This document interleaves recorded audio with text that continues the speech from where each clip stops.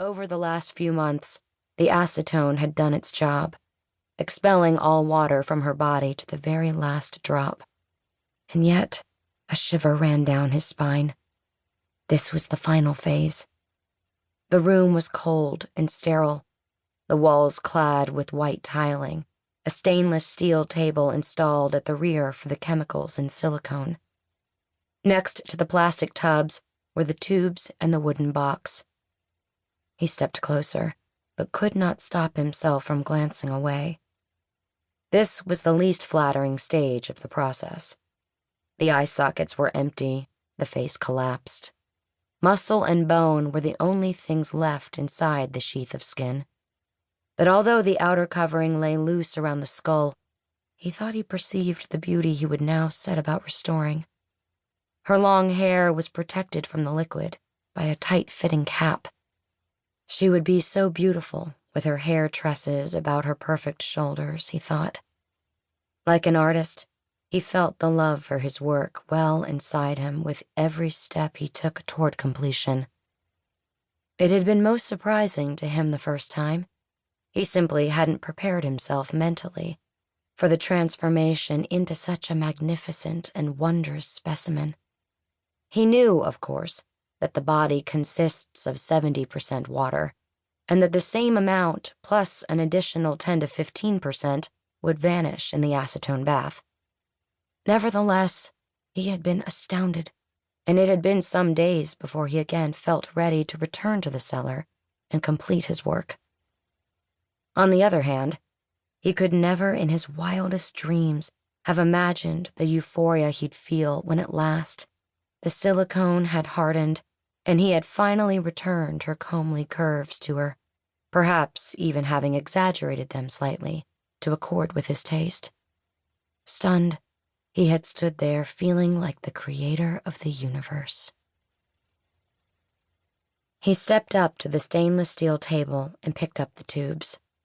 Lifting the heavy tubs of silicone onto the cart, he pushed it over to the shallow bath.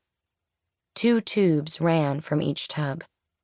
He glanced up at the clock. It would take less than half an hour to fill the bath. When it was done, he would put the lid in place and switch on the suction unit. Then all that was required was for her to simply lie there as the silicone gradually seeped into her cells and filled her body. With a small knife, he sliced away the protective caps and broke the seal, allowing the silicone to flow. Slowly and reluctantly to begin with, though he had made sure to warm the substance so as to quicken the process. But then it began to run, a thicker fluid than water, gradually pouring into the bath, spreading itself to the 4 corners. The whole operation required patience and the greatest of accuracy. His women were small masterpieces, perhaps even grand masterpieces. He closed the door now, ready to devote himself entirely to the blonde. He owed it to her. Chapter 1. No, I'm afraid not, Fru Mealing. As far as I'm aware, there's still no news about your daughter, Louise Rick said into the phone with regret. She was sweating in her training gear and had just gotten back to Police HQ after 6 hours with the rest of the negotiation unit. The exercise had been planned for some time. The theme was suicide.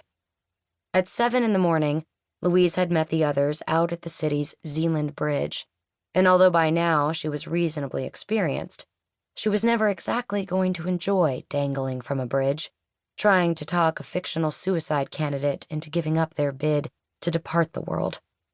It had been a good day, nonetheless, and Thiessen, who was in charge of the unit, had heaped praise on her, telling her she was getting better all the time.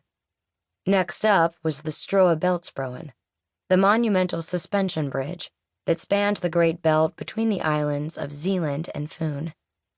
I certainly do understand your concern. You haven't heard from her in months. Louise sank back in her chair and unzipped her jacket. The office was boiling hot, the air stale and clammy.